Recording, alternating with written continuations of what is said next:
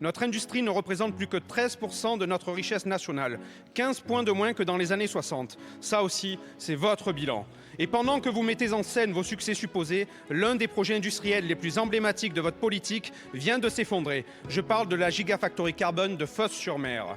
Votre projet devait produire des millions de panneaux photovoltaïques, créer 3000 emplois et participer, selon vos propres mots, à la réindustrialisation du pays.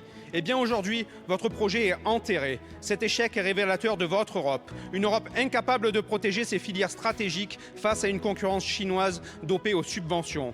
Révélateur aussi de votre politique énergétique. Des milliards d'euros d'argent public ont été engloutis dans les renouvelables, mais lorsqu'il s'agit de produire en France les panneaux solaires que vous subventionnez, il n'y a plus personne. Les usines ferment chez nous, les emplois partent ailleurs et les industriels chinois encaissent nos bénéfices.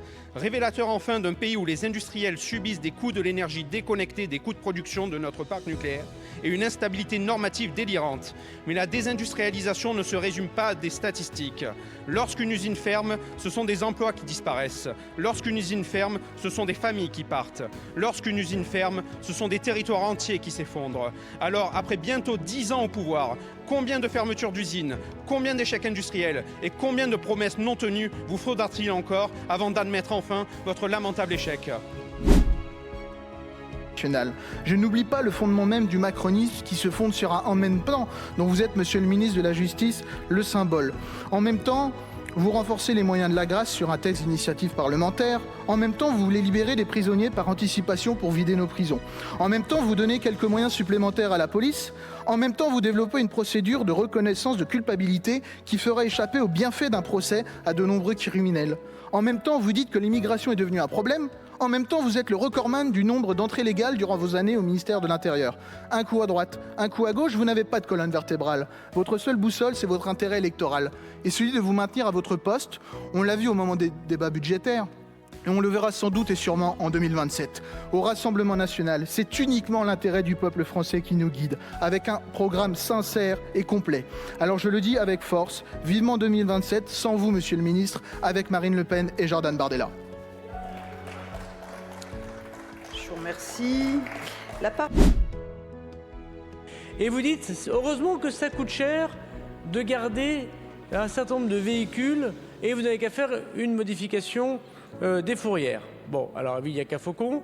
Monsieur Bernalicis, aujourd'hui, il y a des milliers de véhicules qui sont gardés par les juridictions cour d'appel par cour d'appel dans les années qui nous ont précédés et qui perdent de la valeur dans la mesure même où, en effet, nous gérons mal parce que d'abord, nous n'avons pas toujours des effectifs à y mettre.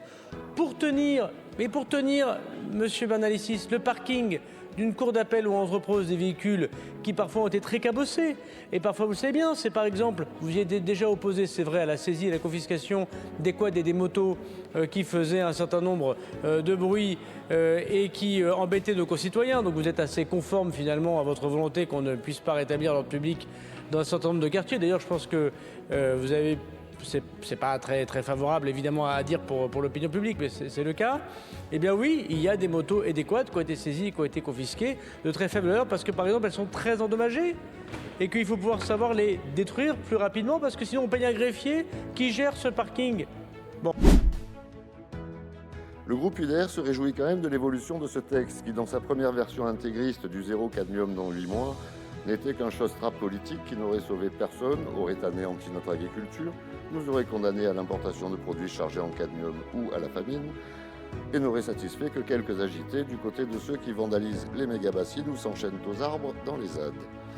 Néanmoins, en l'état, les mesures proposées par la PPL soulèvent des enjeux agricoles importants, sans pour autant résoudre un enjeu de sécurité publique, de santé publique même, puisque l'objectif ne serait pas atteint. L'objectif final n'est pas de réduire le pourcentage de cadmium dans les engrais, mais de réduire la quantité de cadmium présente dans notre alimentation en réduisant celle présente dans les engrais. Alors augmenter les coûts de production de nos agriculteurs juste pour remplacer des produits français contenant du cadmium par des produits étrangers tout aussi chargés en cadmium, c'est manquer la cible. Nous réservons donc notre position de vote, attendant de voir si certains amendements, dont notamment l'amendement 14 de M. Fugy, qui introduit plus de progressivité dans la baisse des taux, et le sous-amendement d'Eddy Casterman seront adoptés. Le groupe UDR pourrait donc vous priver d'une petite joie sournoise, celle de pouvoir déclamer avec cette solennité péremptoire, prétentieuse et caricaturale, dont vous partagez le secret avec le bloc central. En votant contre ce texte, vous avez voté pour le cancer. En synthèse, nous soutenons la finalité poursuivie, mais nous n'approuverons pas complètement la méthode. Une violence économique d'abord, une contre-société du profit sans loi. Au fond, le narcotrafic, c'est le capitalisme sans les règles, c'est l'ultra-amour de l'argent sans l'état de droit, une société parallèle dont la seule boussole est l'appât du gain, sans scrupule, et comme dirait Florent Boudier, de l'argent qui corrompt jusqu'au cœur des hommes. Car derrière les fusillades et les règlements de compte, il y a une logique claire, celle de l'argent, de l'hyperprofit à n'importe quel prix, fût-ce celui de la vie humaine, parfois même d'enfants que l'on torture dans les caves parce qu'ils ne rapportent pas assez ou parce qu'ils veulent fuir leurs tortionnaires qui les obligent à tenir des points de deal. Merci Madame la Présidente. Non mais,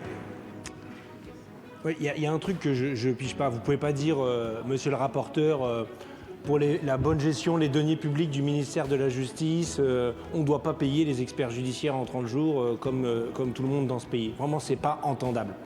C'est pas entendable.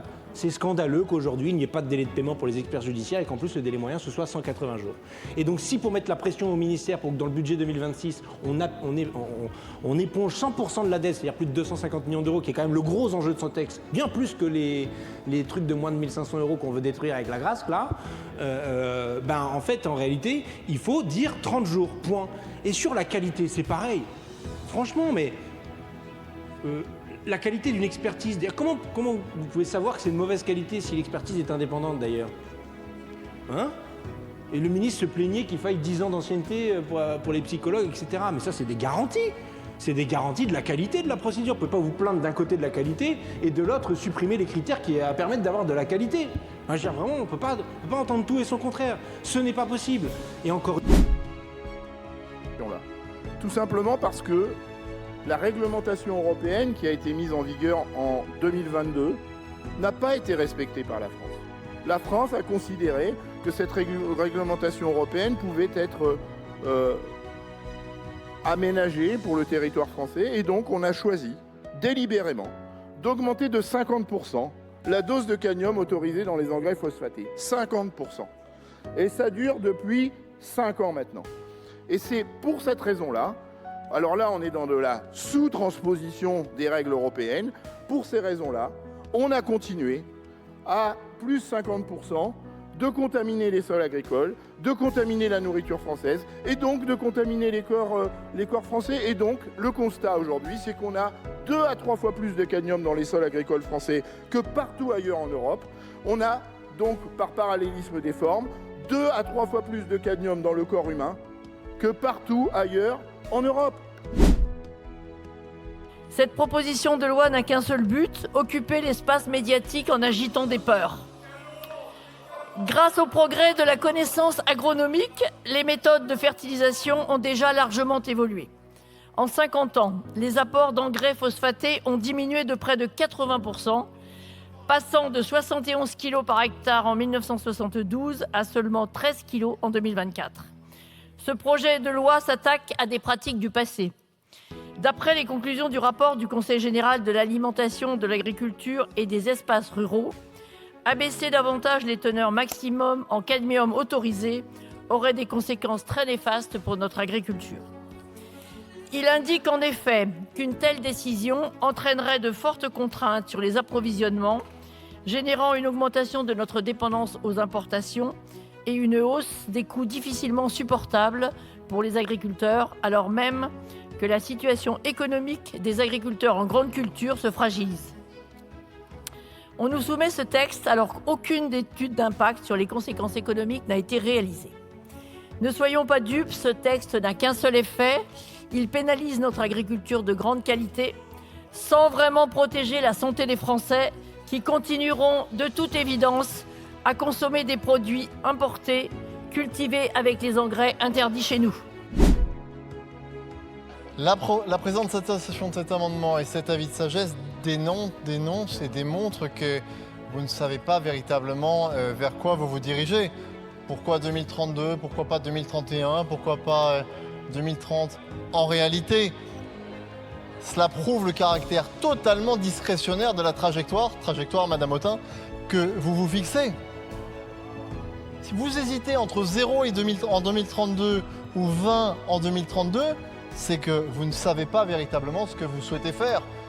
Pour une raison assez simple, et je ne peux pas vous en vouloir, mais c'est que vous ne vous êtes pas appuyé sur une étude d'impact solide, robuste, qui permet de détailler les impacts filière par filière, qui permet de détailler les impacts pour nos agriculteurs, qui permet de savoir combien ça va leur coûter, qui permet de savoir quels vont être les impacts sur notre souveraineté alimentaire, qui permet de savoir quelle va être l'augmentation des produits importés sur lesquels nous n'avons aucun contrôle. Que vous proposiez 0, on peut le comprendre, ce serait un objectif aspirationnel, disons. Mais que monsieur le rapporteur donne un avis de sagesse, pardon, mais c'est bien la preuve que la trajectoire que vous proposez n'est pas fondée sur un raisonnement solide, compatible avec la soutenabilité agricole, avec la soutenabilité économique et avec la soutenabilité industrielle, et si j'ose dire avec le sérieux que nécessite le traitement de ce sujet. Donc défavorable. Je vous remercie, Monsieur le Ministre. Monsieur le Fini ces montages pour échapper à la saisie. Nous n'avons pas su le faire en commission sur le prête-nom, le retour à un tiers, bref, l'organisation de l'insolvabilité avec des moyens modernes. Eh bien, elle doit être mieux combattue. Il faut élargir de ce fait les pouvoirs de l'Agrasc pour qu'elle puisse agir contre tous les types de trafic, drogue, êtres humains, armes et même les bateaux de passeurs. Car votre bilan en matière d'immigration alimente le narcotrafic, monsieur le ministre. La cause, c'est vous, les immigrationnistes. La réponse ne peut venir de vous. La moitié des faits de délinquance à Paris sont d'ailleurs commis par des étrangers.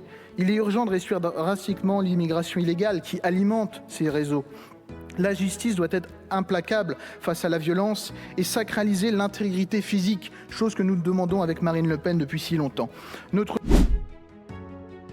Bon, alors je vais essayer de vous attraper par un autre bout. Le droit de propriété, parce que c'est de ça dont il s'agit en réalité. Enfin, je veux dire, même ça, les libéraux, ils ont lâché, quoi. Ça, c'est vraiment... Il n'y a plus rien, quoi, qui tient la maison. Plus rien du tout, quoi. C'est vrai. Mais moi, je suis attaché, effectivement, et ça nous permettra de faire une clarification. La propriété individuelle de tout à chacun, ce qu'il a dans sa poche et chez lui, c'est pas ça dont on est en train de parler si on arrive au pouvoir. Hein. C'est la propriété, c'est d'autres types de propriétés qu'on veut collectiviser. Par exemple, ArcelorMittal. Voilà, bah, au hasard, donc hors sujet. Allez, je vous merci de m'avoir permis de faire cette clarification. Non, merci, monsieur Bernalicis. Et c'est la raison pour laquelle on permet à toutes les personnes, dans la logique du fichier des personnes recherchées, dans la logique un peu de TRACFIN, d'avoir l'information. Et on propose également que les décisions de confiscation non exécutées et évidemment non prescrites soient également sur une base de données du ministère de la Justice pour que les choses soient publiques. À partir du moment où il y a des confiscations, c'est définitif. La justice a parlé au nom du peuple français. Il faut que toutes celles et ceux qui en ont besoin aient l'information pour qu'elle puisse être appliquée. Il n'y aurait, mes chers collègues, pas pire scandale pour la population de notre pays que de découvrir qu'on a condamné quelqu'un et qui se remet à mener grande vie sur notre territoire après être parti 2 ou 3 ans alors qu'il a été confisqué par la justice. C'est une ceinture de sécurité pour que l'enquête post-sentencielle puisse s'appliquer dans la réalité. Voilà. Il ne s'agit pas d'ici de bouleverser notre droit, mais de lever des obstacles procéduraux bien identifiés par les parties prenantes et par l'Agrasc elle-même, dont je veux saluer l'action. Ces obstacles ralentissent l'action des magistrats, complexifient la gestion des biens saisis et fragilisent parfois l'exécution effective des décisions de justice. Ces obstacles appartiendront bientôt au passé. Bon, plus généralement, moi je suis ravi d'avoir dans ce texte pu entendre la France insoumise défendre un sujet et l'autre. La propriété privée, je vous ai entendu, monsieur Bernalicis, défendre la propriété privée. Je saurais vous le rappeler dans d'autres textes. Pour la propriété privée des cafetières et des grille-pains, j'ai vu que vous vous battiez vraiment comme des fous. J'aimerais que pour la propriété du logement, contre le squat, vous ayez les mêmes propos, mais je saurais vous le rappeler à l'avenir. La seconde échéance prévue par ce texte est prévue pour le 1er janvier 2030, date à laquelle le plafond de 40 mg de cadmium par kilo de phosphate sera abaissé à 20 mg. Techniquement, c'est soutenable en important des engrais de Norvège, de Finlande, d'Amérique du Nord, voire d'Europe de l'Est si la paix revient. Le Maroc pourra aussi rester un partenaire commercial puisqu'il a déjà industrialisé la décadmiation.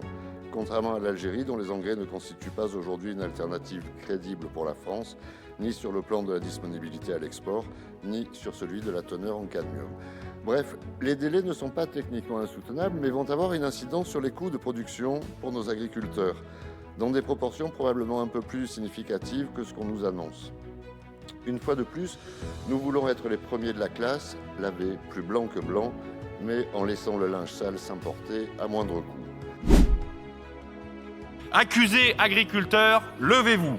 Vous êtes de nouveau convoqués par les procureurs Biteau et Autain et la cohorte de militants de l'écologie de la pénitence qui vous accusent d'empoisonner les Français dès le petit déjeuner, de cacher une bombe ou un scandale sanitaire. Vous les avez vus se mettre en scène d'ailleurs dans les rayons des supermarchés à l'occasion de tests capillaires pour détecter, repérer, répéter les maîtres mots coupables de tous les maux, le cadmium. Et il y a encore pire d'ailleurs dans cette entreprise de désinformation. Et je pense ici au tweet absolument ignoble du député LFI Manuel Bompard qui travestit un rapport de l'ANSES. Je cite: tout ce que vous devez savoir sur le nouveau scandale sanitaire d'empoisonnement des Français au métaux lourds.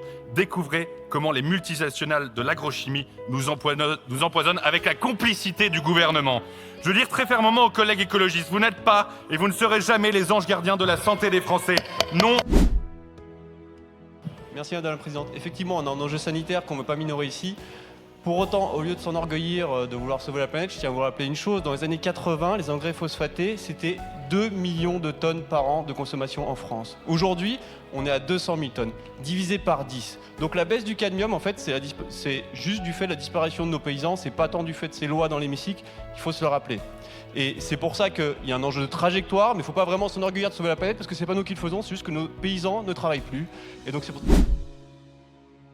Oui, merci Madame la Présidente. On assiste ce soir à une grande scène de courage de la part du groupe de Monsieur Attal, encore une fois, et je regrette que votre groupe, Monsieur Attal, abandonne ce soir la trajectoire pourtant crédible, équilibrée, qui était envisagée par les agriculteurs et les acteurs de la filière eux-mêmes pour finalement céder encore une fois aux sirènes de l'extrême gauche par le retrait de l'amendement de M. Fugit puis de Mme Pannier-Runacher. Cette extrême gauche qui ment et qui verse encore une fois ce soir dans l'indignité en insinuant que certains députés de cet hémicycle seraient favorables au cancer.